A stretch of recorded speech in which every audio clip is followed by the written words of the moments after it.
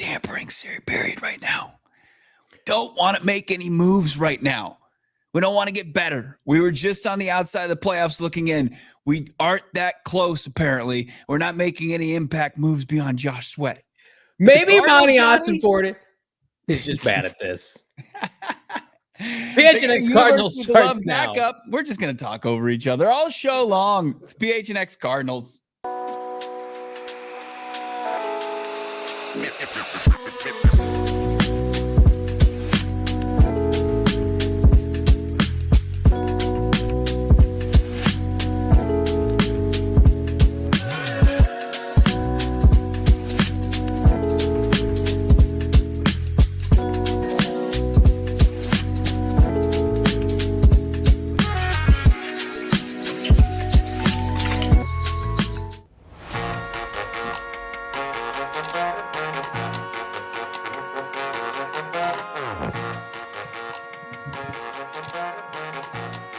Hey, welcome in. Live from Studio K, presented by our friends at Circle K. With all the energy in me to do that. It's the PHNX Cardinals podcast, your premier #1 Arizona Cardinal podcast. Like and subscribe. Use a 5-star wherever you get your programming. Day 2, Free Agent Frenzy, Free Agent Snooze Fest. I'm Johnny Venerable. He's my co-host, Brack. We don't know where Damon is. Hopefully he's doing well in the streets of Vegas. But Shane Deef is back today. So we appreciate him. We appreciate you, Brack. Absolutely. I appreciate everybody in the chat. What's going on? AZ, Eris, Dad's drinking again. How about Bonnie Brockable? I love that name. Jules Felix, Mike Meyer, Canyon Man, Schaff, James. I see James. I see Marley P. Squad is here. Emily, JoJo, Brian P, Claymore Jones. Everybody checking in, present. Is Monti Ossenfort present, or did he go on vacation? Did he just did he schedule a quarterback 2 signing and then he's out of the office otherwise? Because we've got 3 moves beyond just keeping players that were going to be free agents, but the Cardinals re-signed, like 1 more they did today. But man, if you're looking at the Cardinals tote board, not a whole lot of action. No, it's I don't know if you could call it a bust post Josh Sweat, but as you texted me earlier today, like Cardinals have $50 million. What's going to happen? They have $50 million. Where's that going? It's not going to the players that they're signing. You talk about nickel and diamond people, and like for full transparency, like I like the moves that they're making to fill out the roster. It's not moves I would necessarily prioritize right now when Jonathan Allens are getting swept up quickly, and you're letting the Minnesota Vikings take your lunch with Will Fries and Javon Hargraves. Like, maybe don't prioritize backup quarterbacks and third receivers right now, Monti Ossenfort, but we're going to get to all that, okay? Because we have a lot to say. I have a lot to say today. But let's start with Jacoby Brissett. Breaking news within the last hour plus. Sometimes it's just too easy to connect the dots. We've speculated for some time. We knew Drew Petzing loved him, had time in Cleveland. He's been around Gannon. He's been around Ossenfort. He's been around everybody. And now he's a part of the Cardinals quarterback room on a 2-year contract, reported by Jeremy Fowler of ESPN. So he'll be here this year and next year. And we kind of teased that yesterday. We'd known that they wanted to go with a veteran, and certainly with a veteran for multiple years. Your initial takeaway from the stalwart now of the quarterback room in terms of years in the NFL? Yeah, I don't think you can poke holes in this one really at all when you're looking for somebody that's going to hold down the QB2 spot, but also be kind of a sounding board for quarterback Kyler Murray with familiarity of the system, working hand in hand, as you mentioned, with Drew Petzing when he's the quarterback coach there in Cleveland, very familiar with this system. So he's going to be able to be really a resource for Kyler Murray as far as how this system operates. And he's going to be right up to speed with them. He's not going to have, a large learning curve, if any at all, as far as kind of understanding what Petzing and Israel Warfork want to do on the offensive side of the football. I think this is a slam dunk signing. It doesn't break the bank. 2 years, right at like 12 and a half, 13 million. I think the reports are out there. Jacoby Brissett, man, I think that he understands what his role is. And if his name's called upon, he can do everything that the Cardinals want from the quarterback position, a little bit of mobility, but of course he takes care of the football. A guy that just has 54 touchdown passes, just 24 career interceptions, good ratio there. And under Petzing in Cleveland, spot starting for Deshaun Watson, this guy had a career high 64% completion percentage. I think that's what you want from your backup. It's easily the best backup quarterback when a healthy Colt McCoy was operating behind Kyler Murray. Yeah, respectfully, the Cardinals have dicked around with this position for the last 3 years. Hasn't gone well. So I can appreciate what they did here. Colt McCoy had a dead arm 2 years ago. We all knew it. We saw it in camp. That was a disaster class. They nickel and dimed. Sound familiar? Joshua Dobbs in free agency. They sweated like $200,000 and it bit them. And then they had to trade for Dobbs. Well, what happened last year? They tried to trade for their QB2. Desmond Ridder was unplayable. He was unwatchable, right? They had to outright release him. Practice squad guy. So now they're like, sorry, we've messed up twice. We've seen the error of our ways. It's overcorrection offseason here with the Arizona Cardinals. And they get a real stalwart backup. Somebody who super high character, grown up in the room, can be a mentor with Kyler Murray, can be an additional coach on the sideline, Bo. When you think about coming out, Kyler Murray throws back-to-back interceptions against the Seahawks. Who's he got to go to outside of Drew Petzing, right? Jacoby Brissett's seen it all. He's played with Tom Brady. I don't want to sit here and be like, he's going to fix Kyler Murray's issues late in the season, but it's an asset, and he could start games for you. I think Drew Petzing's very run-heavy play-action offense that the Cardinals want to run, I think he'd do just fine. I watched him carve up the New York Jets earlier this year. So very capable, and Cardinals cannot run a quarterback sneak with Kyler Murray, and they really can't do it with Clayton Tune either. He's a big body guy. This is your new quarterback sneak on the roster, and I think it probably makes Clayton Tune expendable at this point. Yeah, it does. I mean, for a third consecutive year now, Clayton Tune's going to be in competition, and that's how it should be. You don't just hand over jobs to fifth-round guys that haven't proven anything. And unfortunately, his one opportunity, it wasn't under the best circumstances, but sometimes those are the breaks, especially at the NFL level. They bring in somebody with an impressive backup resume as far as Jacoby Brissett. I really can't find any downside now. If you're pushed into a corner and you've got to start Jacoby Brissett for an extended period of time, that's where you get into issues. But then you look around the league, that's every team. But now you have a little bit of confidence that if Kyler Murray, as he's been known to do, misses time outside of last season where he was able to start each and every one of the 17 games, you have somebody that you feel confident. Or if Kyler Murray needs to go out of series, you got somebody that can run this offense and have an immense amount of confidence that he's going to be able to do some similar things. Cardinals making some minor moves. We're making big moves at PHNX Sports. How about this from our guy Jason, the newest diehard in the house? Took me 800 shows. Well, thank you for watching, by the way. To buy it, laugh out loud. Just waiting for my MHJ shirt size to show in stock. It's my favorite shirt we've ever done. Jason and Prescott, we appreciate you, brother. We appreciate the support. Get in that Discord. We'll see you there, my guy. Jason taking advantage of a tremendous deal we've got going on right now. Go PHNX.com, $36 for a diehard membership, $3 a month. You get a free t-shirt. You get access to everything at GoPHNX.com. So, Jason, we appreciate you, my guy. Wanted to shout you out.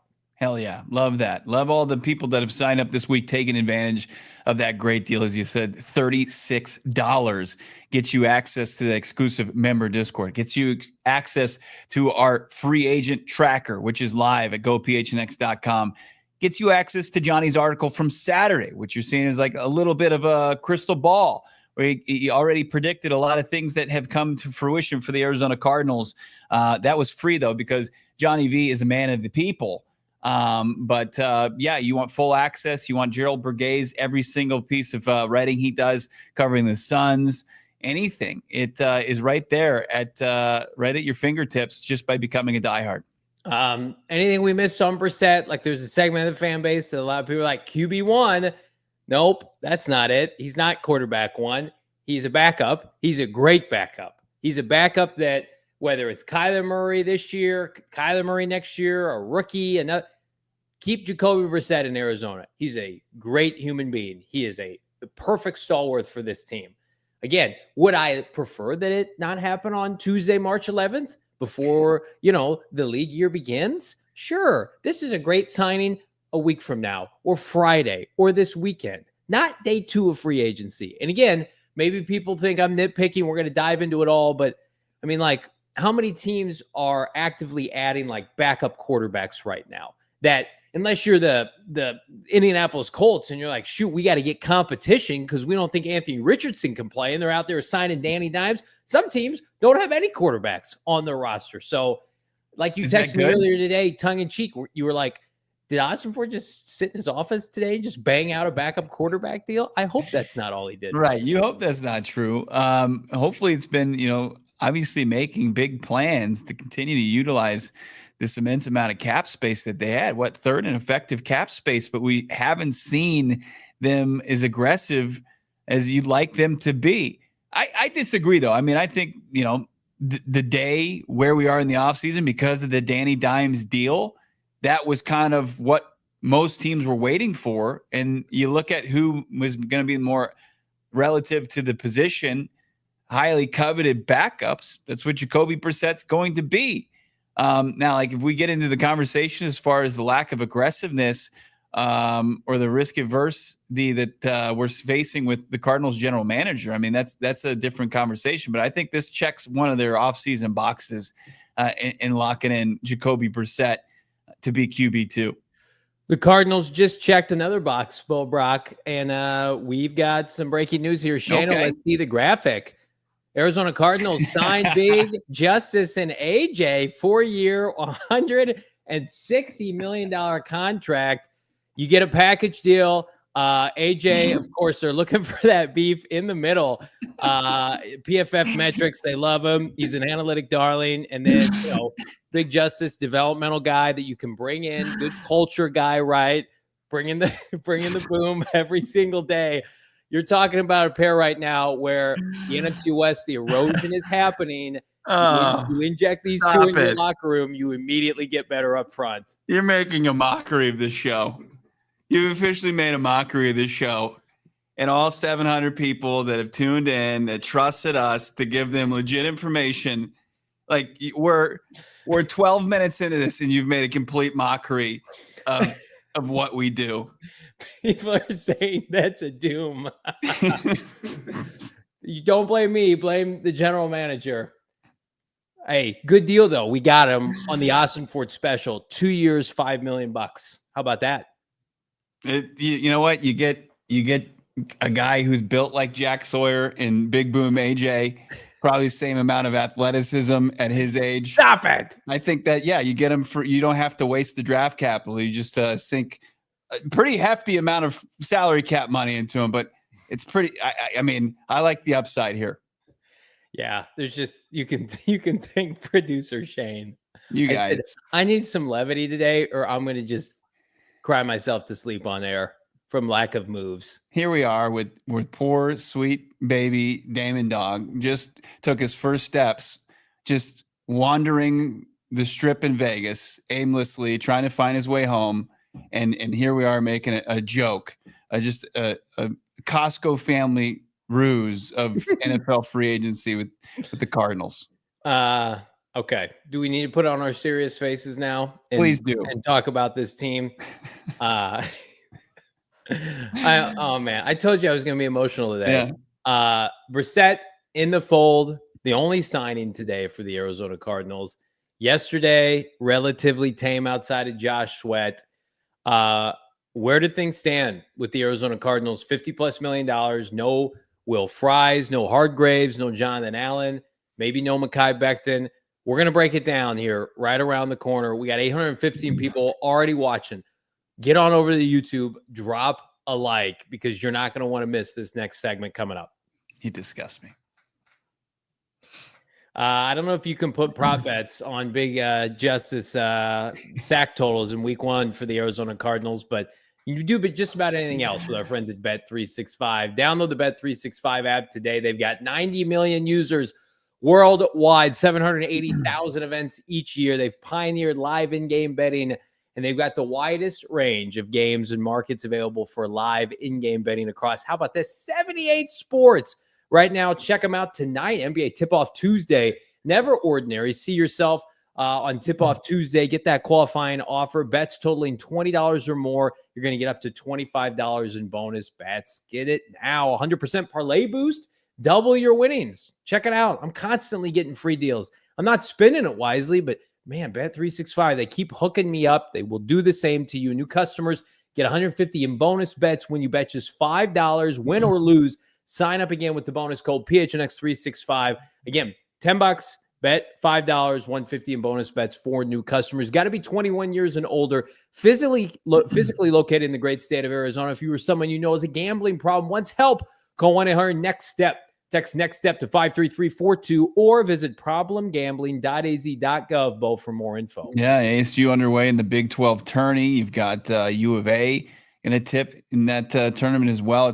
It's conference tournament season, along with March Madness coming. You got to download the Bet365 app. Also, what you got to do right now is check out all the vehicles on the lot. The 65 glorious acres out there at our official vehicle partner, Sanderson Ford. It's truck month. It's my month, baby. It's all your month, not Johnny's. It's our month as far as truck month. Check them out at Arizona's largest Ford dealership, Sanderson Ford. They have hundreds of trucks on the lot and then marked down with big discounts for truck month. Choose from entire lineups of Mavericks, Raptors, F-150s, and Super Duties. If you want more off-road capabilities, check out the full-size Broncos and Broncos Sports, also marked down for truck month.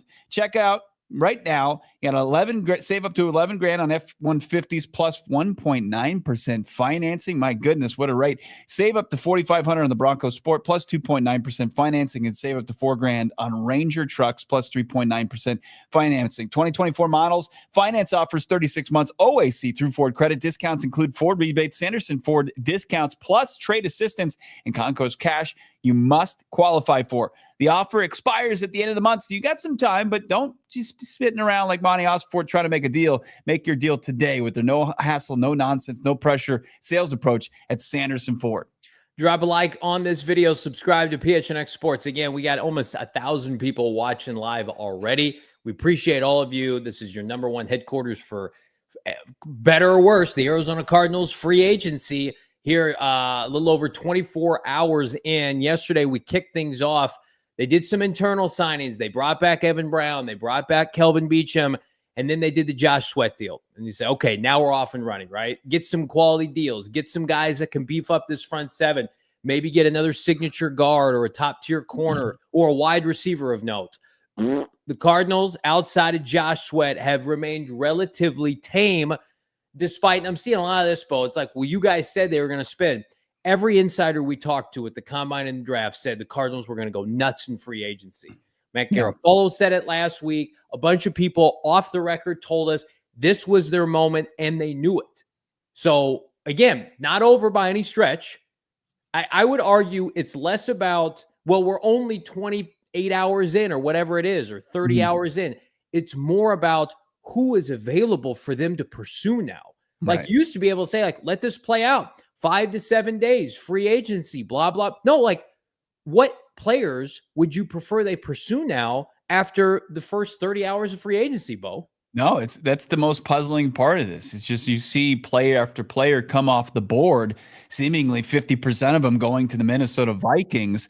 You know, the Cardinals fan base and most fan base is kind of envious of what's going on there in Minnesota, where they're signing everybody. They're gobbling everybody up. Look at that defensive front seven.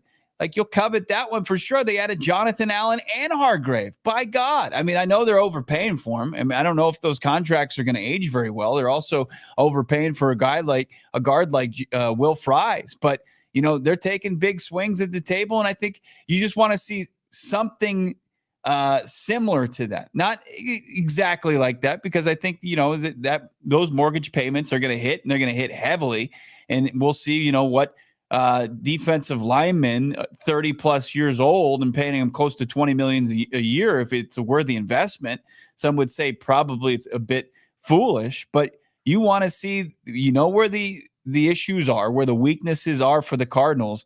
Why not take an opportunity to try to get that to fill a need there. But there's just the inactivity is the biggest concern. I mean, you see the amount of cap space that they have remaining. They weren't big spenders, even with the Sweat deal, relative to how much money they had in effective space. So the moves have to come, but then you see, like, can you get it done to use the bargain bin at Walmart as the analogy again? But it's like Monti Ossenfort's your dad, who is, notoriously frugal, and you're driving around an old broke down Chevy, and it's a hazard in every shape and fashion, and you're seeing, not huge upgrades. You're not asking for a brand new car from Sanderson Ford. You're asking for, hey, can we just go get some sort of used vehicle that's not going to endanger my life? It's like, no, this one still runs. It's got 250,000 miles. I know you got to maybe like tweak the battery to get it to start, but it does the job. It gets you from A to B.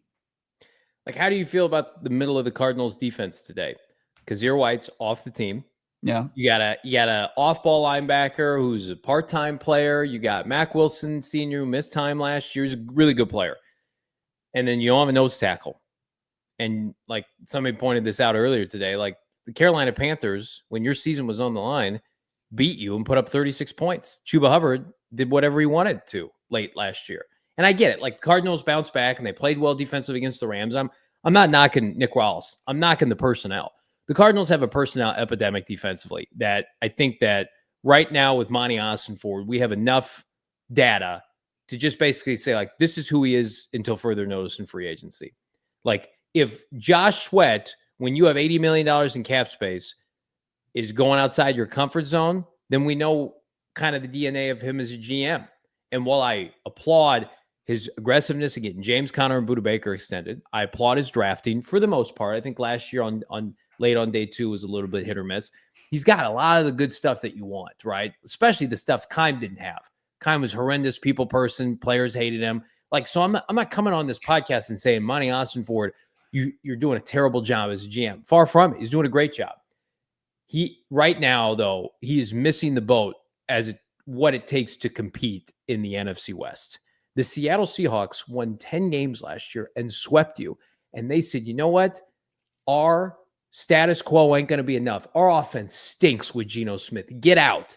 Get out, DK Metcalf. And they're retooling on the fly. They're being aggressive, right? San Francisco knows their window's closed. They're slashing it. They're in a unique situation. But they were in the Super Bowl 2 years ago. And then you let the LA Rams at 2-4 come back from the dead, maybe 1-4. I can't even remember at this point. And they're adding pieces left and right. And they nailed their draft picks last year. It's like, and you're in limbo right now, trending on having, again, the worst front seven in the NFL on paper for the 3rd consecutive year. And no one's sitting here, like, we're going to talk about big swings here in a second that the Cardinals could pursue, may pursue, should pursue. Signing Javon Hargraves or Jonathan Allen is not a big swing. It's, frankly, checking a box so that we don't have to sit here and be spoon-fed the fact that Justin Jones and Bilal Nichols are going to be good players for the Arizona Cardinals. You guys want to see their highlight package from last year? Oh, it just went by. That's it. Right. And so it's a little bit cynical. And Howie Roseman's the best general manager in football, not only because he's an elite acquisition of talent, but because he can do one thing better than anybody else. When he flubs up and makes a mistake, he will own it and pivot hard, right? They take Jalen Reagor over Justin Jefferson. Here comes A.J. Brown. You made a mistake last year. Your free agency was ass. It wasn't good enough. So don't sit here and tell people we're good on the defensive line. We got these guys coming back. Those players were an overpay at the time. They were average in training camp. They weren't as good as Darius Robinson. Bo and I saw that with our own eyes. And then they were hurt and they're old. Like that is the opposite of what they needed to do 30 hours into free agency. Look, it's one thing being stubborn enough to say, I'm not going to make a bad deal just to make a deal. Like, I can understand that, but being risk adverse to a fault, to where you're unwilling to really kind of be aggressive at all. And as far as this kind of secondary market where you've got these free agents that certainly have a bunch of NFL red flags as far as age, injury history, how much they're going to command as far as the free agent market. But I think you can't be in there going into the grocery store saying, hey, I'm willing to pay, this much for toilet paper, and you got the Vikings GM rolling out with a cart full worth of TP, and you're struck with like one ply that you're going to have to pay top dollar for. It just doesn't make any sense. It puts you in a position, because when it comes down to it and you need to use it, and it's Carolina in week 16 and they're running all over you, like you're in a bad way if you're sitting there because you're unwilling to continue your aggressiveness. Like, hey, congratulations, you got Josh Sweat, but at the same time, you're putting yourself in a position of where you're not going to have enough impact makers to truly make a difference in crunch time. You're feeding into that narrative that everybody who's cynical of the Sweat deal thinks. Sweat can't be your best player on the defensive line, or better phrased is, he can't be the only guy, right? Now we're hopeful on Darius Robinson, but I think you get one hope pass on your defensive line for this year. The entire thing was based off of hope last year, right? Now you get one of those, and it's for a good cause. Darius, we love Darius. We think he's going to be a good player. Last year was a mulligan, a horrific tragedy, and he had an injury. You don't get a mulligan on B.J. Ojulari anymore. He's a backup. Baron Browning, the league told you, he's a backup. Like, I saw people saying Baron Browning's a starter. Well, he might be a starter on the Cardinals team. He got $7.5 million. Guess what? As an edge rusher who hits free agency, that's backup money. You know Who got starter money? Literally everybody else. Leonard Floyd, who just signed today. Chase Young, right? We talked about it. Josh Sweat got starter money with 8 sacks. Baron Browning got a 2-year deal, a cute little 2-year deal for about $15 million. That's not starter money. That's, hey, that guy could start for us if necessary for most good teams. So I see some people in the chat saying, and I agree with this, like, you got to go defensive line early. Stop putting all your pressure on your rookies. That's not what good teams do. We've talked about that ad nauseum. You take Walter Nolan at 16, the expectation should not be, hey, Walter Nolan, can you save our ass in week 1 when we can't tackle Josh Allen and we're trying to protect a lead? There's a clip going around. I encourage everybody to find it. I wish I could get credit for it because I don't remember. It was in my mentions. There's a clip of the Cardinals defensive line, which was mostly intact at the time against Jordan Love in Green Bay last year. It's just a laughing stock. And now you're talking about most of those players are coming back. Right. And I see like Kenneth Grant in the chat, and that's a great point. But man, that's a sweat getting to 16th overall in the draft. It is March 11th, and you're wanting to get to April 25th, and you're not $1 million.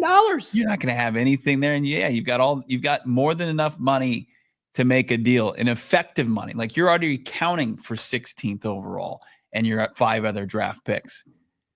It's just, it is truly puzzling. And then you're going to see these deals start to come in, and it's inevitable, right? They have to sign some players just to fill spots and spend some money, but it's going to be very underwhelming, and it's going to be tougher and tougher to really kind of get its fan base on the same page with you as far as being excited about it. It's like, what did you do to be so close to being 8-9 and talk about, we got to put a better roster in place? What did you do? What kind of heavy lifting did you do outside of Josh Sweat in your draft pick? Because otherwise it looks very similar. It's Spider-Man meme. The offense is exactly the same. It's exactly the same. But all of us, we can all take a breath, because it's like maturation process with Marv, Kyler Murray in a make or break year with Drew Petzing again. The offensive line's great. Trey McBride's a stud. We love Michael Wilson. We've got 100 running backs and tight ends. Zay Jones is back for some reason as a third op. Whatever. Do whatever. Xavier Weaver. Like, that's an internal continuity maturation process, right? People around the league see the talent in the Cardinals offense. They got to put it all together, for better or worse. You're not replacing Kyler Murray. The defensive line, $50 million left, and you're selling people Justin Jones and Bilal Nichols and Darius Robinson, who should have no expect. You should just let him play free.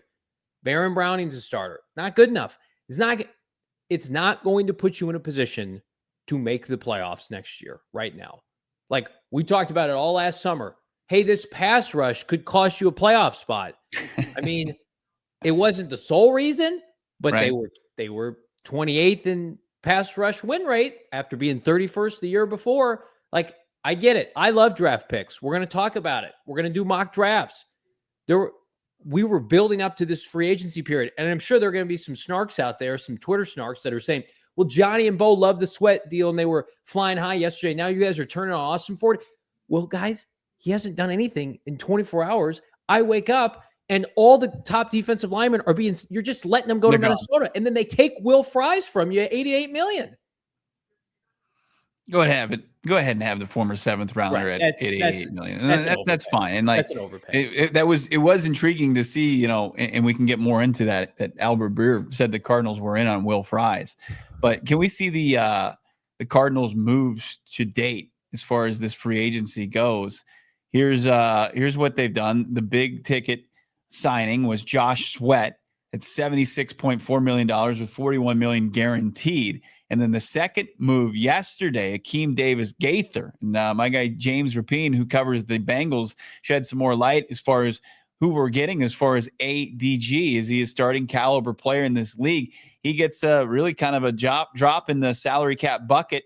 2 years, $11 million. Jacoby Brissett, somewhere around 2 years, close to 12 and a half, $13 million. And then you got all these minor signings from Zay Jones today, 1 year, $4.4 million to be your third receiver. Joey Blount, $3.75 over 2 years. And then Baron Browning, as you said, backup money, 2 years, $15 million. Evan Brown, 2 years, $11 million. It's just, you're nickel and diming it. You just need a little bit, as Chris Sims said, a little bit more sizzle to this class, especially this defensive front, to really kind of sway people into that you're serious about contending in a really tough division. I'm sorry, is there a long snapper on this list? There is. Tell everybody what's going on right now. We're looking at free agents within the past. I know he was signed over we're talking about a long snapper. Are we a serious franchise right now? Are we trying to get better? And here, I'm going to be honest with everybody. This is not something that you can put on Michael Bidwell. I know that's in vogue, and certainly he warrants it. Monti Ossenfort is in charge of the salary cap. This is how he's actively choosing to spend money and not spend money. Right. And by the way, I like all of those deals. Mm-hmm. I'd be a jackass. I like Evan Brown, $5 million. Love it. Zay Jones, they like him, $4 million, whatever. Cut him in camp if it doesn't work out. Joey Blount, Gannon's a safety savant. He's a great special teamer. Is this kid from Cincinnati another Mack Wilson senior? Awesome. We've loved Jacoby Brissett. We've been championing that move for 2 years. All good moves, okay? Are any of those moves right now helping you win the NFC West? There's one move on that list that's going to help you make the playoffs next year. That is going to be a potential driving force. And guess what? We can all say collectively together, the Cardinals after this season, 8-9, with 8 of their losses coming against playoff teams, were not a Josh Sweat away from making the playoffs. No, they were not. We needed 2 to 4 upgrades defensively on the front 7 alone, Bo. Yeah, it was you've got one difference maker. The rest, it's the status quo. And look, you need to do that. That's what good teams do. You keep talent, guys that you value, and also savvy deals. And I think you can make the case that each and every one of those, in the obviously what you project, what you think Baron Browning can be, but still needs to prove. We're not sitting here panicking, but at the same time, when you look at the lack of movement and aggressiveness, and you just see the track record, it's just a bit concerning. It's a bit. I've just got my red flag up a little bit and saying, hey guys, like are you going to kind of get outside of the comfort zone in order to really kind of put this team where it needs to go? Like, you need another difference maker, if not 2-3 more difference makers on the defensive side of the football. We would be huge frauds, fanboy, pom-pom wavers, if we came onto the show and spoon-fed, 1,300 of you right now, like, problem solved. There are some people who want to do that, and that's awesome. That's not this show. Okay. If that's what you want from your Cardinal content, like, this is objectively, and we've said this for 3 months since the end of the season, after they beat the corpse of the Niners in week 18, we came on Monday, we looked at the salary cap and said, this is the offseason. You got to do it now, right? And they teased us. They went after their top target, Milt Williams, didn't get it done. By the way, that contract's incredibly bloated. And they got Josh Sweat after the fact. Nice job. What else you got, Monti Ossenfort? Well, we got some ideas, some big ticket ideas, and just some. Let's just screw around here. That's what we do on PHNX Cardinals. Goof? Big You want to go free agent goofing? New boot goofing? Let's do it. We're going to be goofing around. You're not going to want to miss this. Again, drop a like on this video. It's PHNX Cardinals.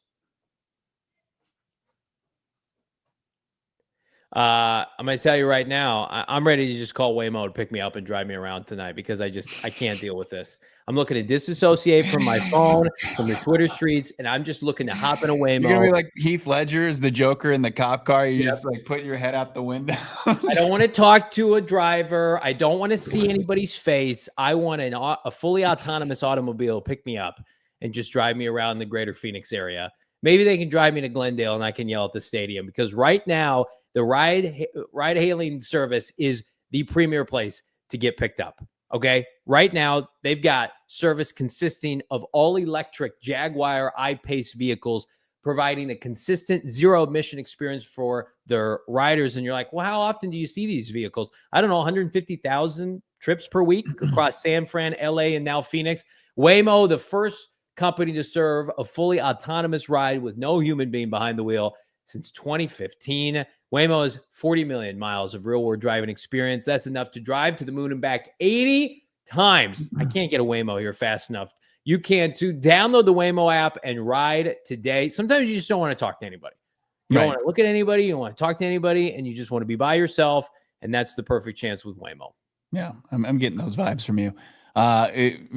Very rarely do you have two unbelievable sponsors merge like they did today. Yeah. They made this quiet day of legal tampering even better. It was Carol Royce hooking us up today with Spinato's Pizza. I've got Spinato's Pizza in my belly right now. That makes it a better day. It's always I've genuinely probably had about 1,300 calories of Spinato's it's dangerous. Pizza It's dangerous. But thank you, Carol Royce, and thank you, Spinato's. Of course, they're establishing themselves as the best place to watch Suns game, which is a tough watch these days, but they make everything better. They got the Phoenix Suns watch party. They also have their game of horse contest, but it's pizza. It's Pizza. The last one, the first one to an A is a big fat loser, but you're always a winner with our friends over at Spinato's, the best pizza in the Valley. It's the place to be for Suns fans. Don't miss a chance to be a part of the action. Mark your calendar, Suns fans. The excitement starts at Spinato's. Get all the info on the watch parties and the pizza basketball contest. SpinatosPizzeria.com. You can also order your pizza to be delivered. My wife did it on Friday. I've had Spinato's now twice in the last 4 days, and I ain't upset about it. SpinatosPizzeria.com. Official pizza of the Phoenix Suns. Like this video. We got 1,300 people watching live. We need your likes. We need your likes for the sanity of this show right now. I had a guy message me on Twitter. I don't mean to call him out. Good dude. ZT echoing a lot of what's being echoed right now from Cardinal fans, trying to come to grips with the lack of aggressiveness here and basically pointing out like, well, Ossenfort came from New England. Is this the Patriot way? And my response, which wasn't super polite, was, do the Cardinals have Tom Brady? The Patriot way, we've come to find, was a big crock of you-know-what, and it was spearheaded by TB12. That's the Patriot way.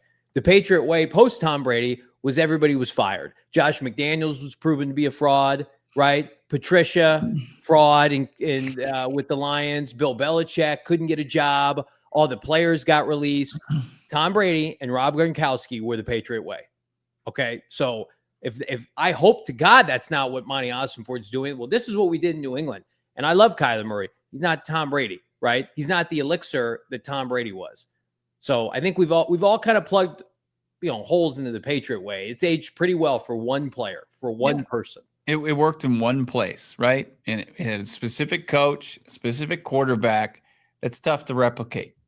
It really, there's no way to kind of go do it elsewhere. It hasn't successfully worked outside of Foxborough and what the Patriots were able to do for close to 2 decades.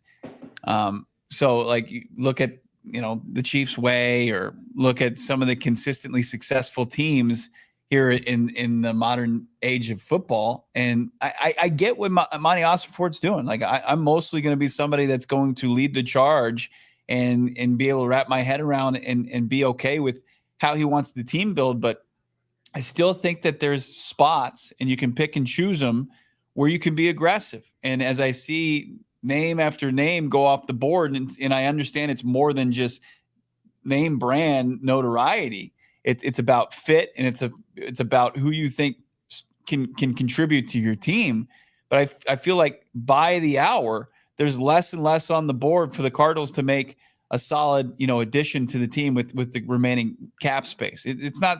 I'm not saying it's over. No, like I'm not calling it right now at 5:10 here in the Phoenix desert that the free agency is over for the Cardinals. But you gotta start to get going here. You got to see a sense of urgency. 3 players that you're bringing into your organization that weren't already here. I was expecting a bit more. I think that's fair to say. I'm a little underwhelmed in the return after the team went into free agency with effective cap space over $70 million, third in the league. You got 1 starter, right?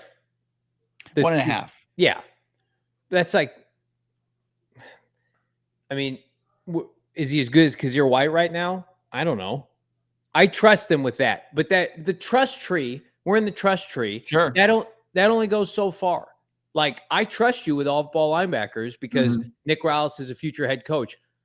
We have seen that even Gannon and Rallis are not defensive line bum-proof. You have to have guys that can win one-on-one. You can scheme up a beautiful fourth quarter to make Tua look like garbage in Miami. We were there. But when the division is on the line and you're getting picked apart in the fourth quarter by Geno Smith twice, Sam Darnold, and Matthew Stafford, then we got a big-time problem here. The good news is that PHNX Cardinals, we're going to get down to brass tacks. Monti Ossenfort, smarten up, pay attention. We got some ideas that could really help you here the next couple of days in free agency. First, we're gonna take a big swing here. What constitutes a big swing for the Arizona Cardinals? By the way, all of these are 100% realistic, 100% on the table in terms of what they've called on in the past. So if you guys are thinking we're daydreaming, you're nuts. Here are the big swings that Bo and I put together that would get the Cardinals to, I don't know, a position where they're in postseason contention. And of course, all 3 are trading for ass kicker front 7 players, Bo. Yeah, let's take a look. Number 1, take a swing. And I checked in with James, as I mentioned, from Cincinnati. He covers the Bengals very well. There for SI and Locked On. Trade for Trey Hendrickson. It's been pretty quiet on the Trey Hendrickson front. I'm sure, multiple teams have inquired about Hendrickson and his availability.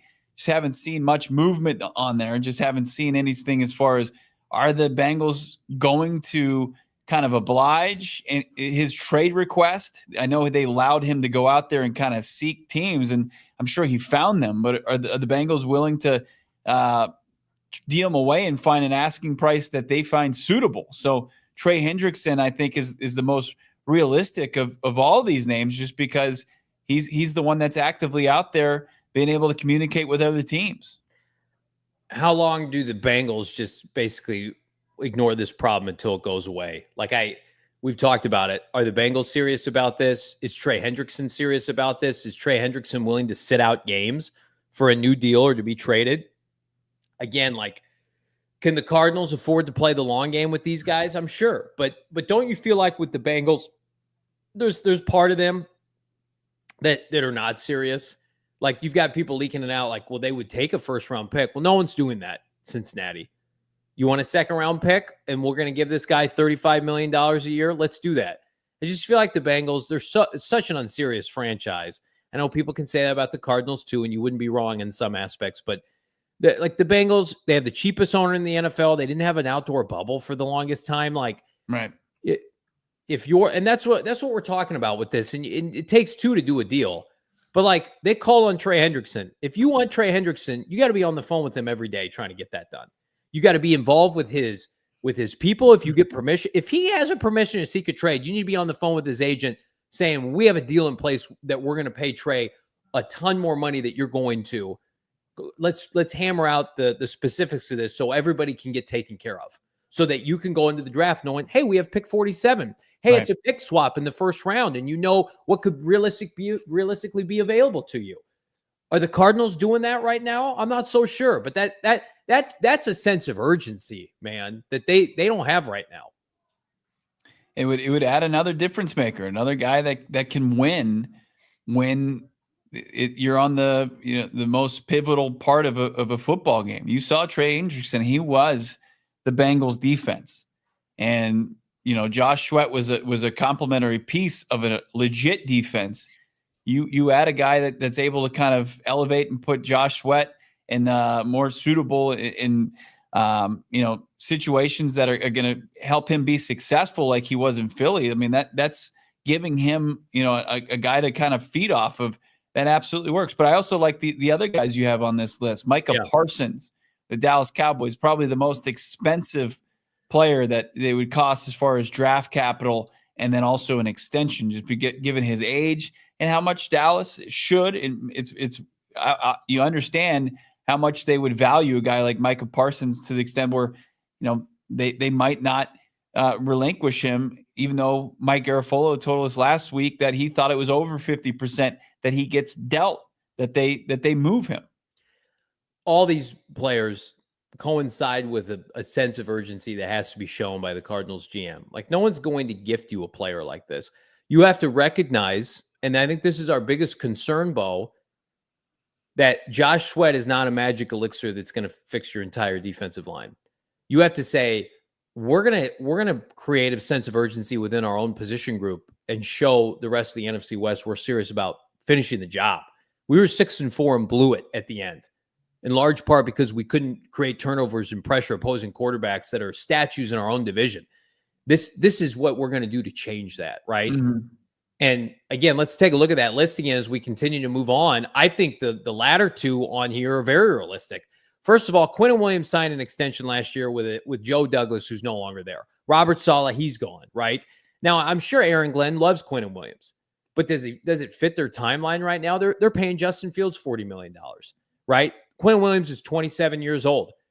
Would they be open to pick 47 for Quinnen Williams, right?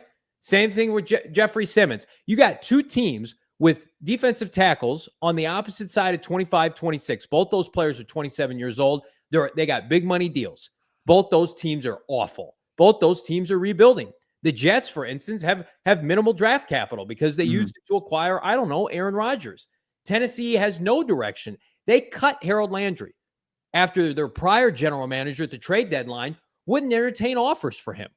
So I think both those, Jeffrey Simmons for a third-round pick, Quinnen Williams for pick 47, those are the kind of deals where you see that notification on your phone, you're like, oh, the Cardinals are serious. They're serious about improving and winning the NFC West in not year one, not year two, in year three of a rebuild under the current regime.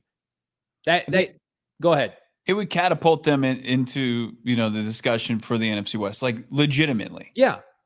Because you give them a guy interior-wise and then the guy off the edge that are proven commodities. For right now, you have one proven commodity on your defensive front. That it remains. Like you added one, but you're just up one from where you were, which was zero. Who's a good player. Like Josh Sweat's a good player who can play great. He's not a great player. He's a good player. But he's a proven commodity. That's my point. To where everything else is an unknown. It's like, hey, I like the analytics on Baron Browning. I think he can be a good player, get some pressures. I like Darius Robinson, 27th overall pick, SEC ass kicker, but you got to prove it to me. And I love the skill sets for both of those guys. But at the same time, you need guys that have done it at a high level. And both those guys, and especially given where they play, I think that it is when you looked at down the stretch where they struggled, especially slowing down the run, that's a big time kind of area of need that they need to continue to address between now and the draft. I know they're going to be able to address it in the draft. This is a draft that is really going to put them in a position to do so, but there needs to be moves between now and then in order to kind of just fortify things to help supplement exactly what they say, what they utilize this free agent tool as. It's like draft and develop and supplement and free agency. So supplement. Well, and again, I like this draft, but you're talking about when you're starting from zero, there's nowhere to go but up. You're not putting the finishing tweaks on your defense. Like the offense, you can make an argument. They get a right tackle in the draft, putting the finishing tweaks on an offense that hopefully takes off this year, right? You sell me on that. They got running backs, they got tight ends, they got wide receivers, they got Kyler Murray in a big year. We got a left tackle, we got Trey McBride. You're not making tweaks with this defense. You're rebuilding this front seven that has been ignored. I mean, it's been ignored in free agency, and your draft picks have not produced yet. Right. So it's like Walter Nolan should come in here and have zero expectations in August and September. Same thing with Kenneth Grant or James Pierce Jr. or whoever the hell they draft. You know who should have expectations? Somebody who you pay $25 to $30 million to be an ass kicker for your year one. The maturation process with this rebuild, like you and I have done thousands of shows since Ossenfort and Gannon have been hired and are 100% in their corner and think they're high-level guys. Yeah. But with regard to Ossenfort, you don't get grace in year 3. I think somebody put it on Twitter the other day. I agree with it. You get 3 years to make the playoffs, bro. Or it's like you're going into year to year, and it's what's your ceiling right now? You're hoping things break differently for you. Your schedule's still pretty tough. Your division had 2 teams that won double-digit games last year, and it wasn't you. I mean, the 49ers have a dirt schedule. You don't think they're going to be competitive with Kyle Shanahan? Everybody saying they're done, including myself. Like I just feel like you reap what you sow now, and what they're sowing is another free agency period where, I mean, last year's was bad. This year, I mean, you can make an argument this year is worse than last year because of the expectations. Well, I'm not going to jump to that conclusion just yet here, less than 48 hours into it, with just moves that are inevitable coming. But I understand your point. Like, you have to prove to this fan base, you have to prove to, decision makers above you that you can find ways to improve your team outside of the draft, because otherwise it really hasn't been, there's not a full proof of performance there. That's what people are looking for, because you have to be well-rounded GM. You can't just be like, he's a beast in the draft, and he is, despite not seeing any all rookie noms from 20 plus guys added to this organization. Like there is confidence that these guys are impact makers and future stars, but you need to put them in positions for success. And the way to do that is to supplement around them. And we got to find a way to do that through free agency, using this tool or trades, as we're talking about here with this quartet of players: Hendrickson, Micah Parsons, Quinnen Williams, or Jeffrey Sanders. We got more options right around the corner. Your super chat, 1600 live and strong. Drop a like. It's PHNX Cardinals.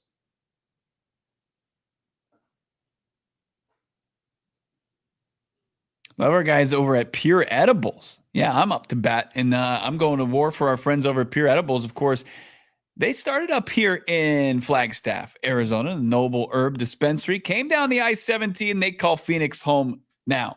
It's a full-fledged candy company offering gummies, kicks. It's like Starburst. How about they've got their chews, soft candies like caramel, and of course the hard candies. And all the Pure effects are listed clearly on each 10, so you know exactly what effects to expect.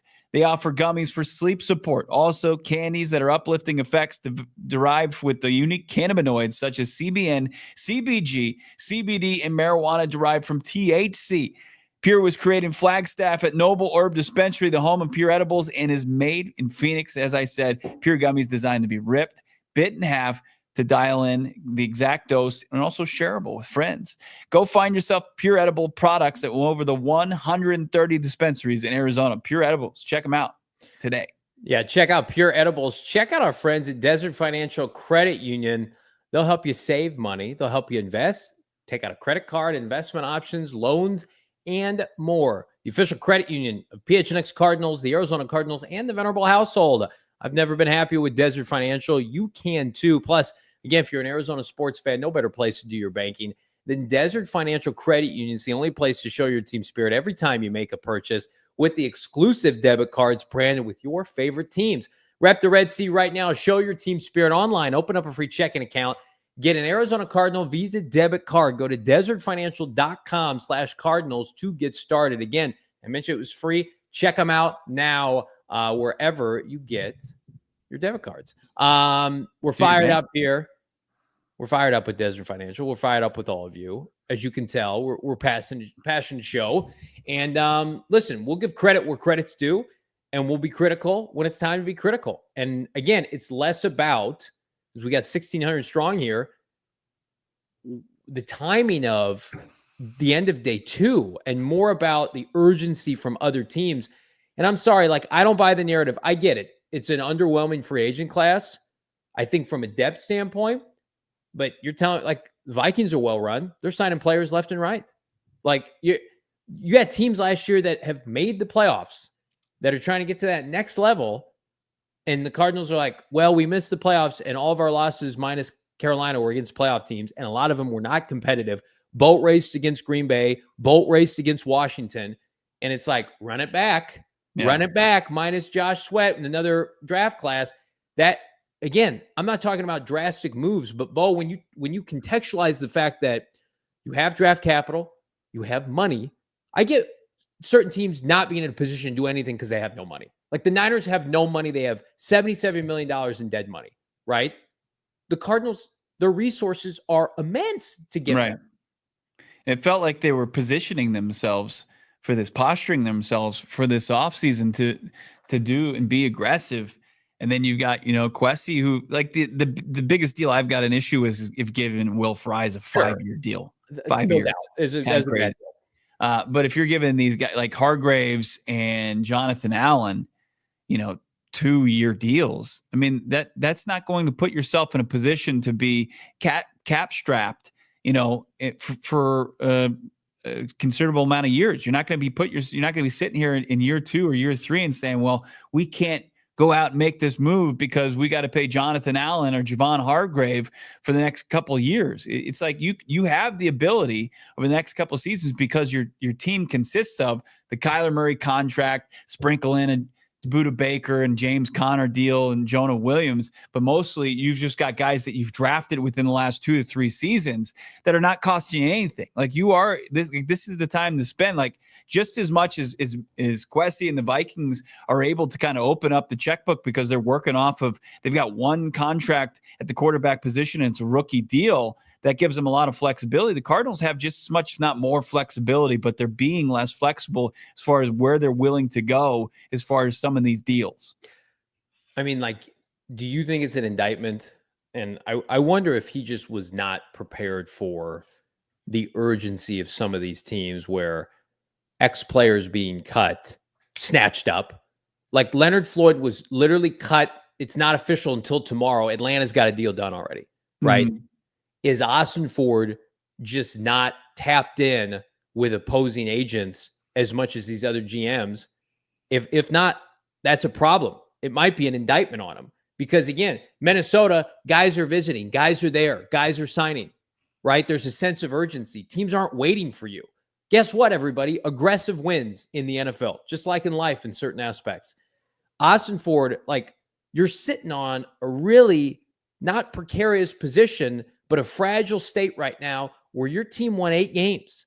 Right. How much better are you from last year? Because everybody else in a down year is like, we got to get better. Rams are like, yeah, we overachieved a little bit toward the end of the year. Devontae Adams, let's go. We got Stafford back. We got to do this. Yeah. Seahawks are like, we won games with defense only. We're giving Sam Darnold $100 million. We're trying to figure that out. I just, to me, it's like you miss an opportunity here. The maturation process of won 4 games, won 8 games, won 12 games. That's not how the NFL works. You're not winning 12 games with this current status quo. Yeah, it's not always, like, especially when you get to this point where you could plateau or take a step back. It's not always linear. And yeah, I mean, I see, in the chat saying, maybe he's prioritizing the draft, and ZT, I like, they always prioritize the draft. Absolutely. No doubt about it. But it shouldn't hamper your ability to go out there and do what they say they want to do and supplement at this time of year. And let's talk about optics here. Vikings are the trendy team, and they've been able to supplement and turn their defensive front into an absolute strength, utilizing the roster building tool that is free agency. Almost exclusively. When you look at, Dallas Turner helps, right? That's like the cherry on top. They didn't tell Dallas Turner, save our defensive line last year, when he wasn't ready to do it. Right. He wasn't. And that was a good, because they could turn to Jonathan Grenard or Alex Van Ginkel or Andrew Van Ginkel, apologies.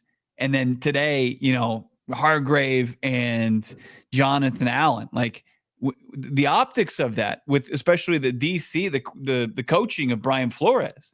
NFC North's like, they lost Sam Darnold, but I'm afraid to face the Vikings still. Like they're every bit in this thing still. And then they're every bit as scary on the defensive side as the team that won 14 games, to where Cardinals haven't made much progress outside of the addition of Josh Sweat. And now, like some guys you utilize top 50 picks on, and Darius Robinson and BJ Ojulari, that you hope can stay healthy enough and develop enough to produce and make an impact.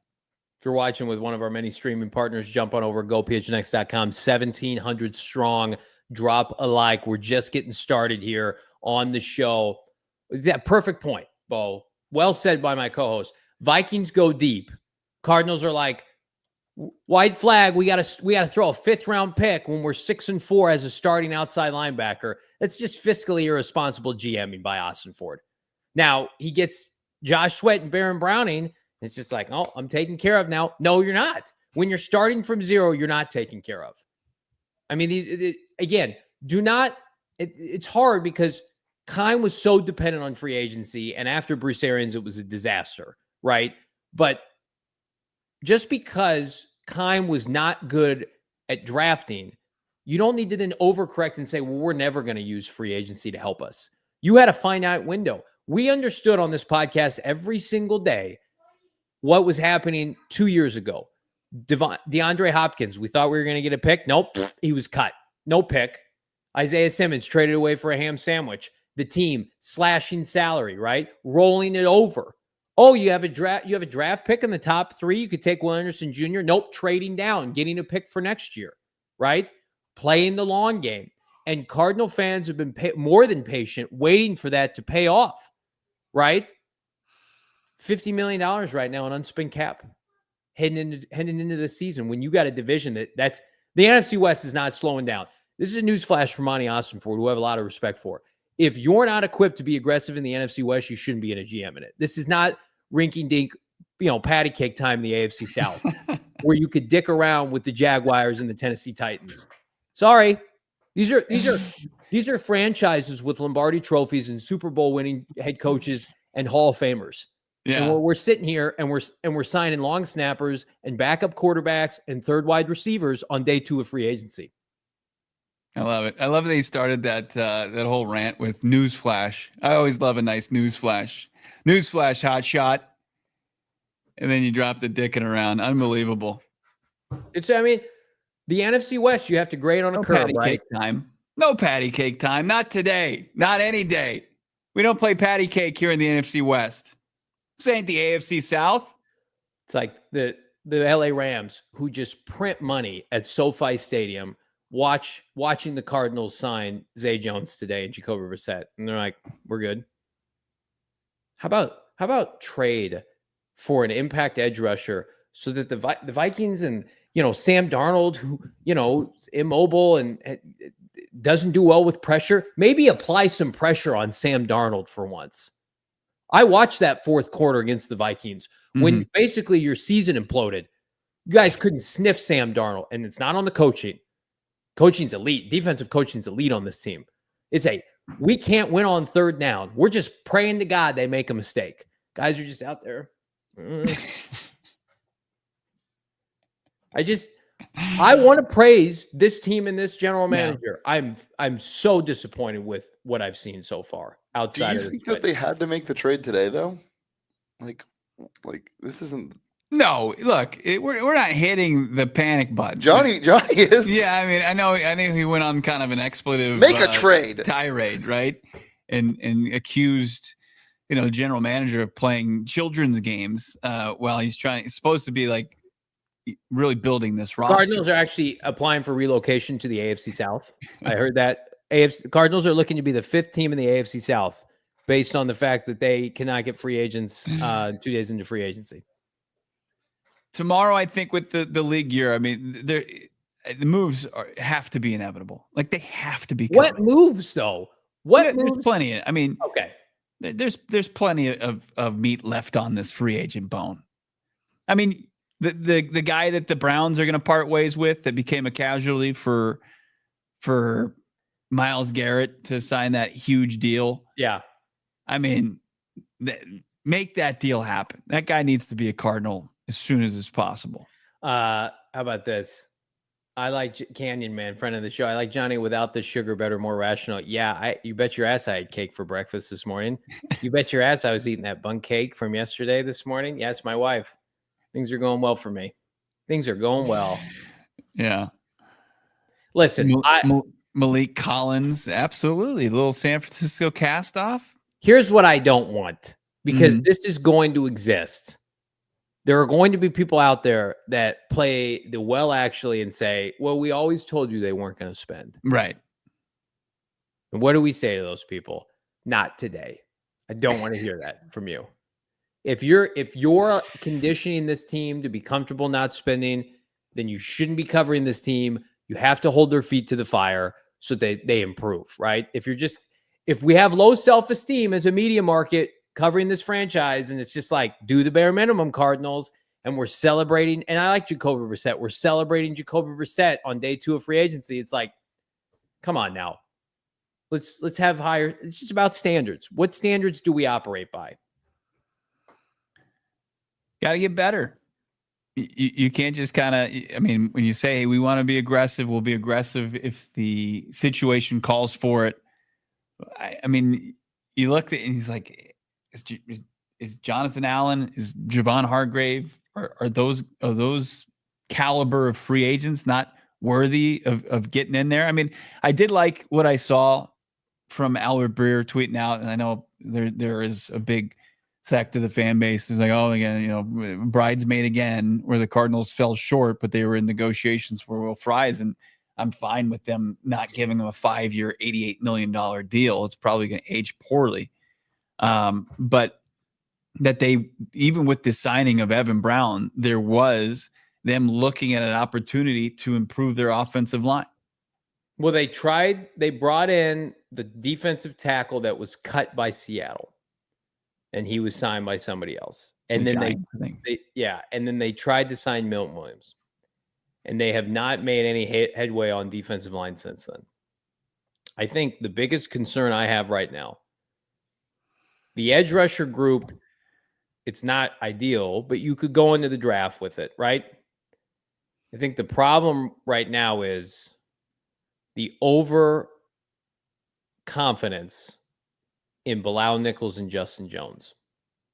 I think that if there's one area, if you could put us in front of Monti Ossenfort and say, hey, man, you need to pivot off these guys, whether it's you cut them and you have dead money. I don't care about saving money.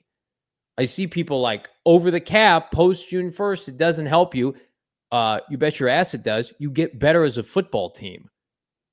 Bilal Nichols is not better than Jonathan Allen or Javon Hargraves.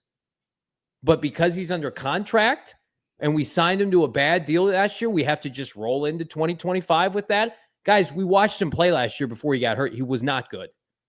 Justin Jones did not play, wasn't healthy. It's like when you have $50 million available and you can cut a guy to go get a better player, you should do that. But I'm worried, like, there's got to be some pride in this too. The pride factor of like, I traded for Baron Browning, so I have to re-sign him. Justin Jones and Bilal Nichols, I signed last year. I got to see it through with them. That's not the NFL. You can do that in baseball and basketball because those contracts are guaranteed. Guess what? The NFL changes on a dime. If you're not ready to pivot off, I'm fine. Listen, Monti Ossenfort is allowed to make mistakes. We all make mistakes. He's not going to bat 1,000. But you have to have the self-awareness to say, this is not working. We can get better. I watched this disaster class last year. And that's the end of it. Do that. Because I think we all know, Bo, right now, rolling into training camp with those two guys, the Cardinals just have serious limitations. We're talking about Walter Nolan and Darius save the defensive tackle group again. Well, let's talk about what your confidence level would be, even in an ideal situation where you weather the storm for the next month and a half and you get to the draft and the draft dominoes fall relatively your way and it's 16, you get the best edge rusher available, right? Yeah. You get James Pierce Jr., whoever you've deemed worthy of that pick. Mikael Williams. At 47, or, flip it. You take the best D linemen. You had Walter Nolan. You had Kenneth Grant, just an absolute monster in the middle. Derek Harmon. Or in the second round, you take JT from Ohio State, or you take Landon Jackson from Arkansas. Like, you got some players, but what's your confidence level if you're adding 2 first-year players, 2 top 50 picks to the group of, as it stands right now, interior-wise, it's Darius Robinson, it's Bilal Nichols, it's Justin Jones, it's Dante Stills, and on the outside, it's Josh Sweat, Zaven Collins, BJ Ujulari, if he gets up to speed health-wise, and Baron Browning. Is that instill fear in opposing offense? And I think you can say with confidence that it's not there yet. What if you love a right tackle at 16? What if they're working out right tackles with top 30 visits? I also think, even though we love this front 7 class and they should take a defensive lineman with their first 2 picks, they've done a tremendous job drafting offensive. Like, if they want to take a tackle, they should be allowed to do that. Well, what have we always said?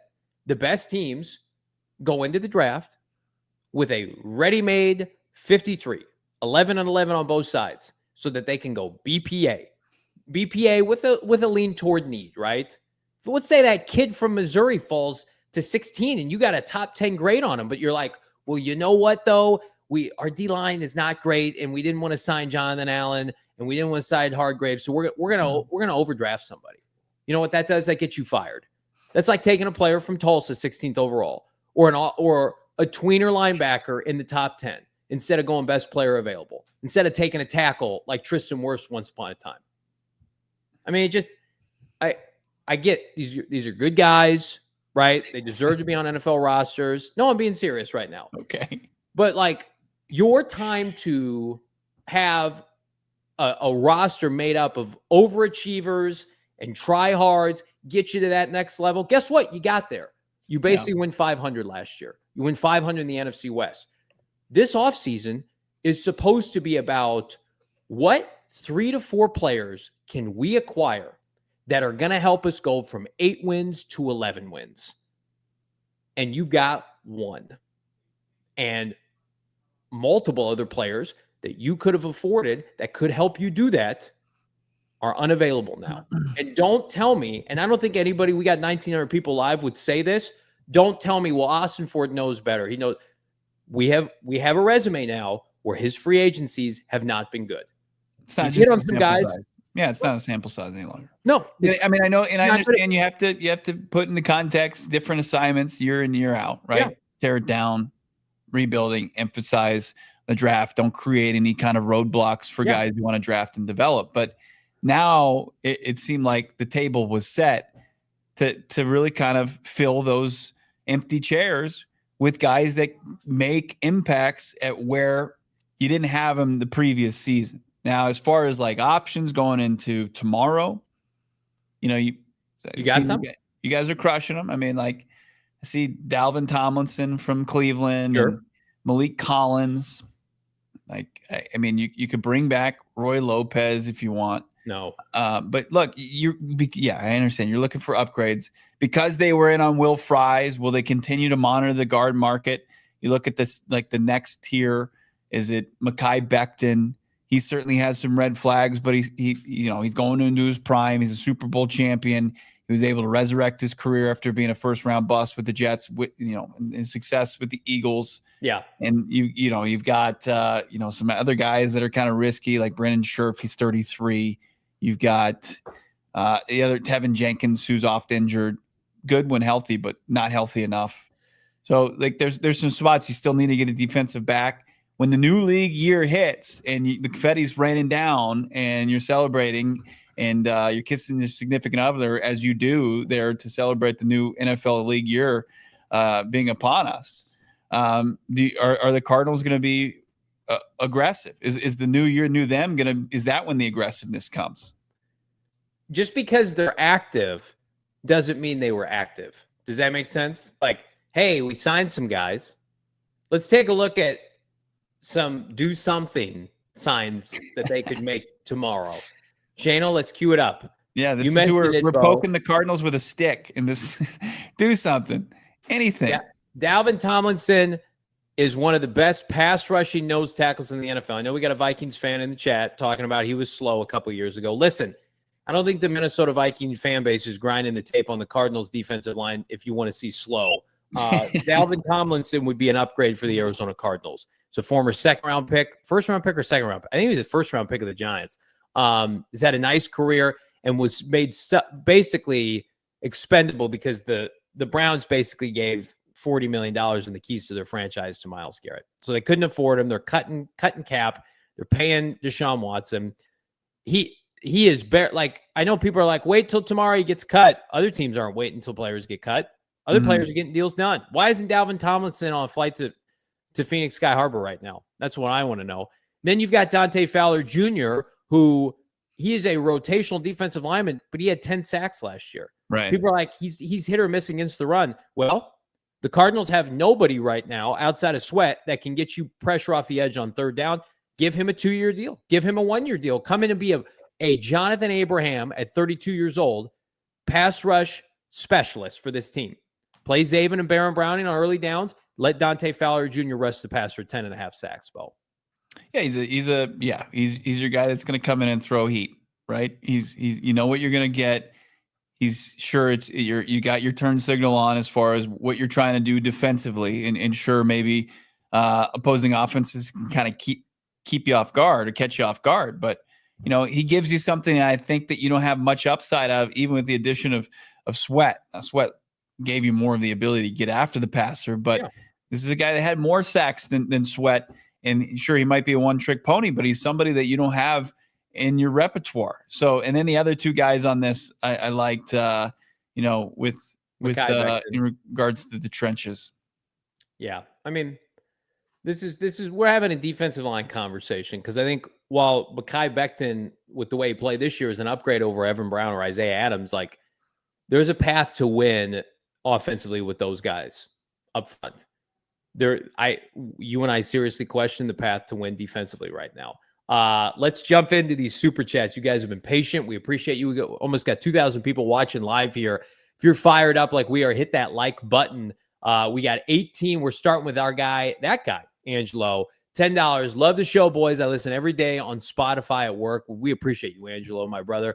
I said it on Twitter. I like the vet backup for Kyler. He tends to put his head down and mope after a pick or 3 and out. Larry kept him up. I think, to your point, like Jacoby Brissett is exactly what they need in that film room. Is exactly what they need on the sideline. An extension of the coaching staff. And again, like if it's an indictment of Kyler Murray, so be it. But the body language thing is always going to be a stigma for him until it's corrected. Angelo, if you saw it today, we were posting a couple of the comments from our Spotify episode. If you want to have a conversation there, it's just another outlet that you can continue to join and be a part of this community. Love that. And we'll put it on display on our socials or live on the show. Thank you for your super chat. Thank you. I mean, is there anybody that's saying Jacoby Brissett? What? Like that's a universally beloved, like the consensus is it's a slam dunk move for the Cardinals. Let's keep it going with the super chats. How about Too Slim Shady, $6.99. Johnny, I saw you gave Mike Jurecki both barrels the other day. Good stuff, bro. We all ride for PHNX. You guys deserve better coverage of this team, and we're going to give it to you. Not whatever the hell that is. Ben, the Cardinals fan, $2, but thank you for the kind words. We appreciate that. Let's get Mekhi Becton very curious on pick 16 and the targets. We'll have a better idea once the free agency dust settles, Ben. But I'm all for Mekhi Becton, and top 30 visits I think are going to give us kind of an inside look at who could be available for the Arizona Cardinals. We're going to have to push the mock draft again today. So we'll see. We'll get some targets here shortly. Keeping it going, Michael, $4.99. Love your work, boys. Any chance Jeffrey Simmons is a target via trade? I think it'd just be speculation. The only names that I've heard were Hendrickson that they called on. They called on all the big fish last free agent last trade deadline. Like Tennessee would have to make him available. But again, like Ossenfort, he worked in Tennessee, but none of those people are still employed too. So I think we tend to overvalue like Tennessee, Ossenfort. All those people have been fired. His GM he worked under, fired. Ron Carthon, fired. I think you're just kind of starting from scratch. But whether it's he or Quinnen Williams, it's like, go get one of those guys. Call those teams.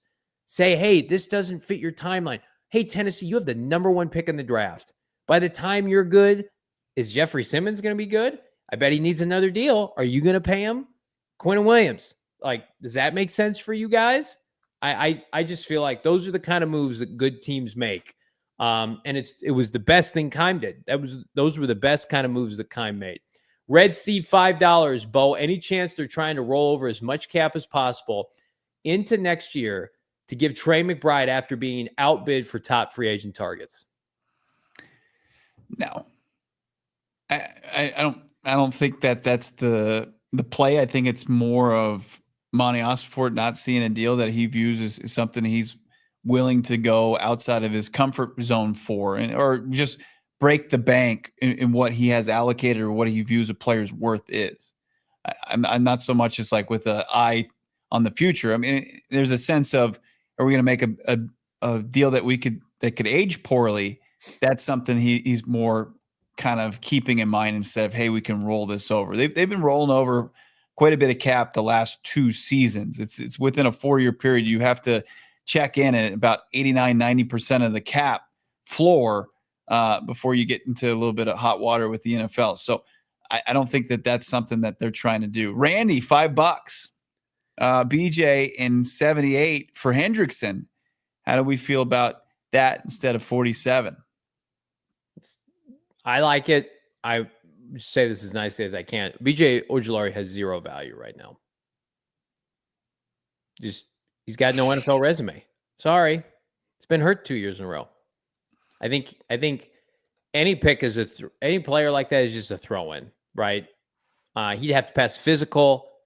I just feel like he was on pace to have a great year last year. He tore up his knee, and then you couple that with having surgery as a rookie. I mean, it's a rough trend. Marley P, but I would do 47. I think most Cardinal fans would do 47 for Hendrickson, no doubt. Marley P, 199. Bo, his name is Assenfort until further notice. Put some respect on Monty's name. He took a horrible roster and turned it into a near playoff contender in year 2. Josh, $5. Could the Cards pivot and make a hard push for Williams tonight and tomorrow morning and be willing to beat the Patriots? No, I don't think so. There's not a whole lot of those games that are played in the NFL. If you agree to terms on a deal, they usually don't back out. Like who was it that notoriously did it? Anthony Barr did it, I think, with the Vikings going to the Saints. It just very rarely happens. Cardinals don't want to pay what the Vikings are, or not Vikings, the Patriots are paying. Cardinals weren't even close to what the Patriots were paying per year. Bootsy, $10. Time to trade for Hendrickson. Would 47 overall be enough to get him? Would you do that? I would do that in a second. I mean, like I don't think the Bengals would get better than 47th overall. I don't either. And you could sell your fan base like, we're going to take an edge rusher in a good edge class. We don't want to pay this guy who's 30. We got to pay T. Higgins. They haven't paid T. Higgins or Jamar Chase yet. They're paying Mike Gesicki. They're not getting better than 47. You got to then turn around and give Trey Hendrickson $35 million. The Cardinals have infinite money. And guess what? That $35 million wouldn't kick in until next year when more guys are going to be off your book. You're not paying anybody. We're talking about Justin Jones and Bilal Nichols, guys like that, Jalen Thompson. None of these guys are going to be on the team next year. Who are you paying? You're not paying anybody. We're up over 200 likes. Let's get to 300 likes. If you're watching via Twitter, jump over to the YouTube chat. Maybe even drop a super chat, and we appreciate it. Get in here. The conversation's great. The water's perfect. Let's keep it going. Jason, $2. 31 teams saw what Philly did in the Super Bowl, rushing forward. Just saying, absolutely, yeah. I mean, this is a copycat league, no doubt about it. People want to be able to do that. Rush 4, keep as many guys in coverage, confuse quarterbacks, have them make mistakes. But look, you got to be able to kind of keep up with the Joneses here in free agency and make some of your own moves in order to kind of get that going. I mean, Nick Rollis is as talented as they come. Like he took the number one offense in the NFL and shut them out in the second half of a game this season with chicken bleep. He made the ultimate chicken salad at chicken bleep that beautiful half. Give him something. How about Taco Corp? It's big. I like Hendrickson for 47 and JT Walter Nolan playoffs. I think it'd be tough to argue Taco, but here's what I would say to everybody. It's dependent on Kyler Murray, but worst quarterbacks make the playoffs every year. Is this roster, because the Cardinals don't know if Kyler Murray is going to have a tough second half again. Everybody's hopeful that that doesn't happen, Bo. But what can you do if you're Ossenfort? I don't know. Maybe make the roster Kyler Murray bust proof in the second half with some quality defensive lineman ass kickers, right? Get extra possessions, win games 20-17. Russell Wilson and Justin Fields made the playoffs last year as a tandem. Brock Purdy went to a Super Bowl, NFC Championship game.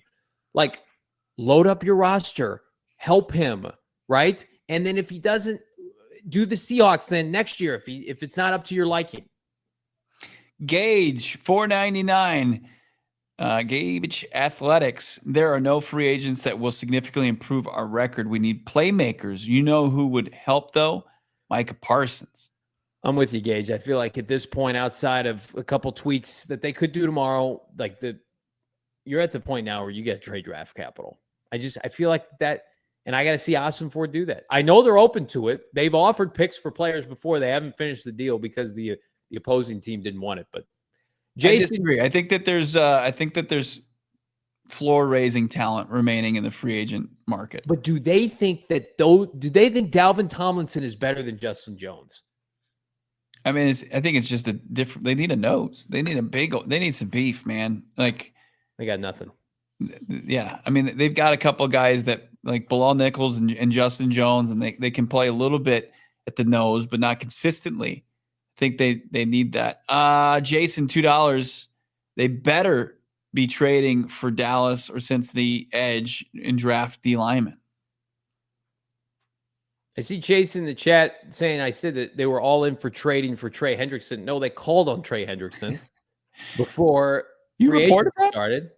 I did. They called on Trey Hendrickson. Trey Hendrickson's still a Bengal. Like, where's Trey Hendrickson being traded to? He's not going to Washington because they just traded picks for an offensive tackle. Trey Hendrickson, I think there's a good chance that the Bengals just don't trade him. I think we all question the seriousness of that. But great GMs can court other GMs into doing things that maybe they don't initially want to do. But again, anybody who's saying like they're out on Trey Hendrickson or edge rushers or trading for, like, they don't know.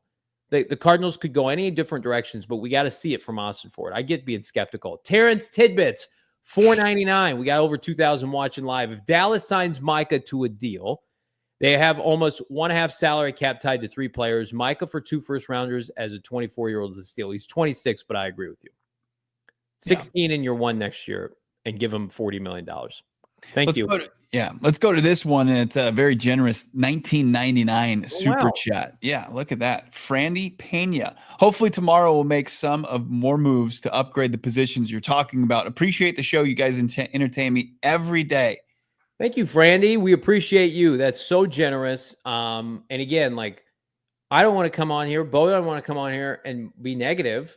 But at the same time, like, we're taking our organic thoughts and feelings, and then we're taking a pulse of this fan base, which, if you've been on Twitter, and Twitter can be a little bit of a cesspool, majority of the frustration is on Twitter with Ossenfort's inability to go out and add more pieces.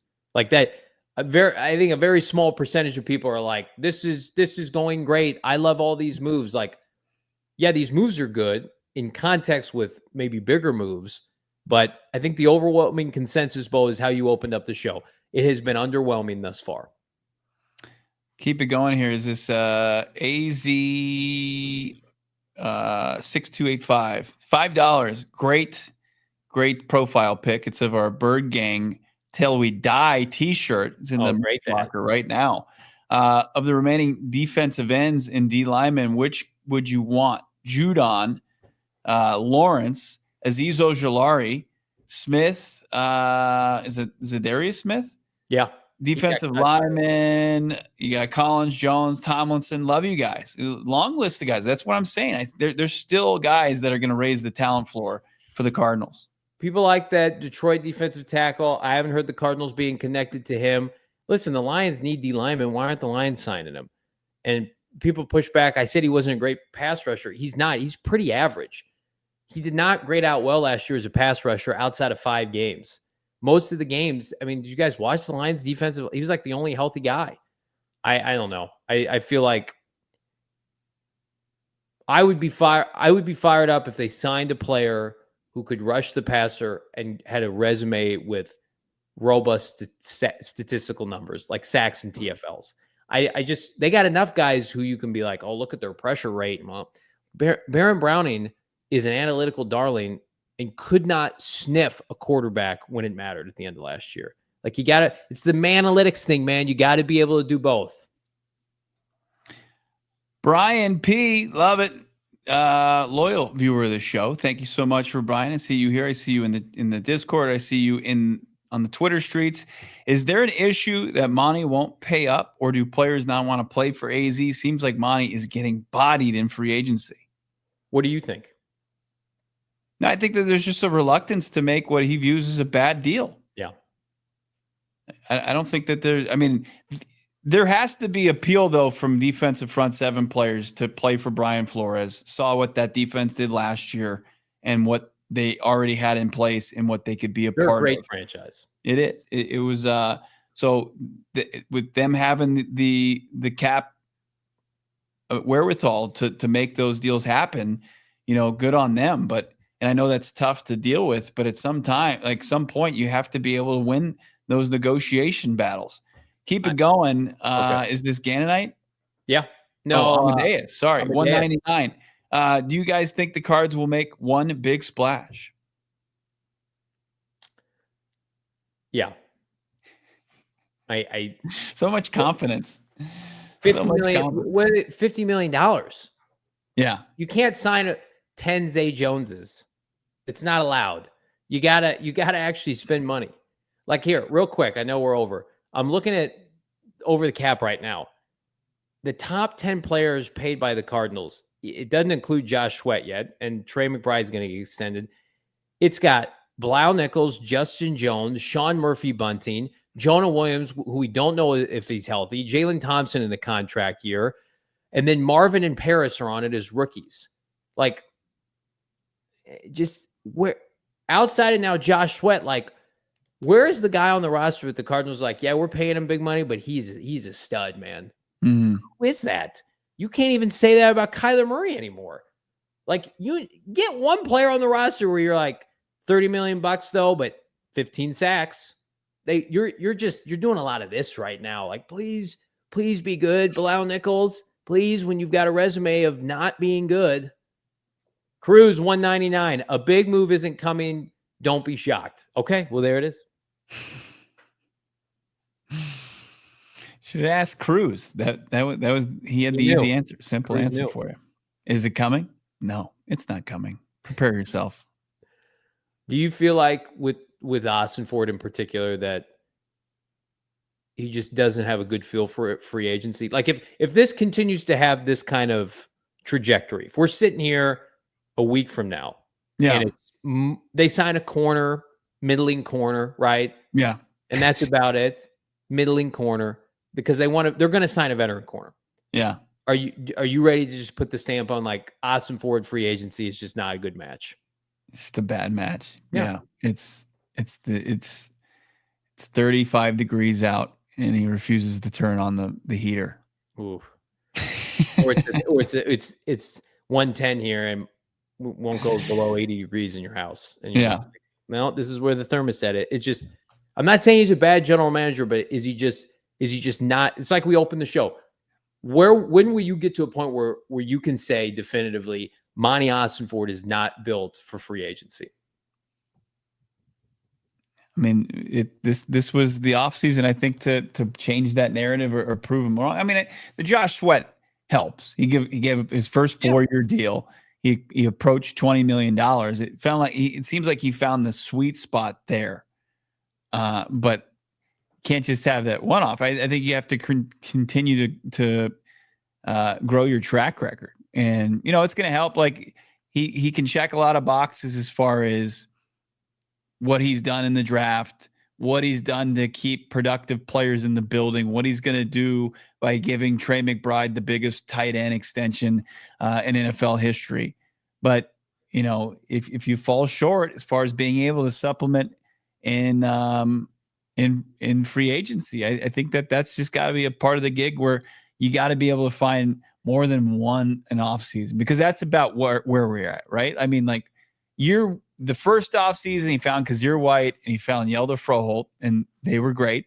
They've been consistent contributors, and Froholt earned a second deal. And then last off season he found Mac Wilson and he found Evan Brown, which were nice, very nice. But like, hopefully Josh Sweat changes to where he's like a true like impact maker, where opposing offenses have to game plan for him. But you got to be able to find more than like 1.5 per offseason. He's got 2 draft classes. He's got 0 Pro Bowlers drafted in two off seasons. Again, Pro Bowls are popularity contests, but he's 2 off seasons free agency. How many Pro Bowlers has he signed and made guys into Pro Bowlers? I think he does a tremendous job raising the floor. Mm-hmm. But we've always talked about it. He stripped it down.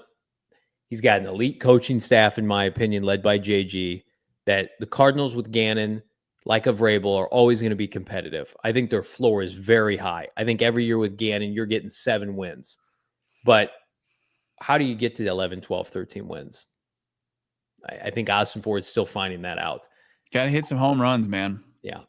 AZ Moses 89, $4.99 is the sting of how bad Bilal Nichols and Justin Jones deal were making Monti Ossenfort gun shy to overpay for some of these free agents. I hope not, because then you shouldn't be cut from the cloth to be a general manager if that's the case. Most people looked at those deals at the time and we understood them. I mean, they aged poorly in about an hour. Yeah, I don't think he was snake bitten with those. Fun show. We were able to talk Johnny back a little bit. Emo Johnny, he's always good. Whenever he shows up, it always kind of it's entertaining. That's for sure. Well, the pass rush has been stuck in my craw for 18 months, and I'm like, it's like counting down the days to Christmas, and then it's just like I despise when franchises have money to spend and they don't spend it. That will always bother me, and it bothers probably a lot of people here. It's a good way to galvanize a fan base at some point, especially like I understand the roster building aspect. That's the only part of the day I've smiled on, right there. Get this off, Marie. Get this off. We're a joke. We are a fanboy podcast. Nobody takes us seriously. My point was, though, look, you can be all about the football aspect of this, but you have to understand the entertainment part of this as well. And you've got to kind of give the fan base a little of what they're asking for, just to taste. And you got Sweat, and that's the happy medium everywhere. But you also have to be able to do it a couple more times than just like, here's your one, enjoy it. Now shut up for a while. You know who hates the Costco guys is our guy Han Shot First. He despises them. I'm sorry, Han Shot First. Sorry if that's your vice. Couple more super chats here. Buzzer beaters. JP, very generous. $9.99. At what point do you lose faith? I like the Sweat deal, but how is that our only move when the teams are signing players with other teams are signing players with ease? We're going to be saying the same thing in December. Poverty. I think I've lost faith in Ossenfort's aggressiveness. I'm at that point. I don't think Bo is. I'm grading the Cardinals, fair or not, on what are the other playoff teams doing. Well, they're trying to go from here to here. Cardinals aren't a playoff team yet. We saw them last year wet the bed against playoff teams. And so your answer is to just do the bare minimum. Like, fair or not, Sweat right now is the bare minimum. Or you would have had you have $80 million. What the hell else are you going to do? So I'm at the point, JP, where it's like, is he not cut out to do this in free agency? Let's try an exercise here real quick because we've got 570 people watching on YouTube alone, over 2K tuned in. Get on over here because you can be a part of this contest. First person to hit that like button, they win. Wow. Yeah. Wow. Can we not figure that out? I guess we can't, but thank you for your like anyway. Congratulations. You did. You earned our respect. That's for sure. I've lost Johnny's. I mean, that's so true. That is so true. Toby Hall wrapping it up, hitting cleanup. Do we need to bring in the old Steve Keim to handle free agency? This is what we've become. We don't need Steve. No, we don't need that man anywhere near our franchise. I think when you have to, I think if you have to ask that question, it's an indictment on the current GM. Look at that. Look at this big HA have a little Steve Keim in them. Like they've got the kind of that soulless smile, both of them here. Put that on. Don't you put that on my second dad? Look, isn't this guy, look, put up Steve Keim. Double chunk chocolate cookies. Does that not fit? That's a great way to end this show. If you like what you see, even if you don't, consider subscribing here on PHNX. 5'8" receivers from a small school or 5 Boom.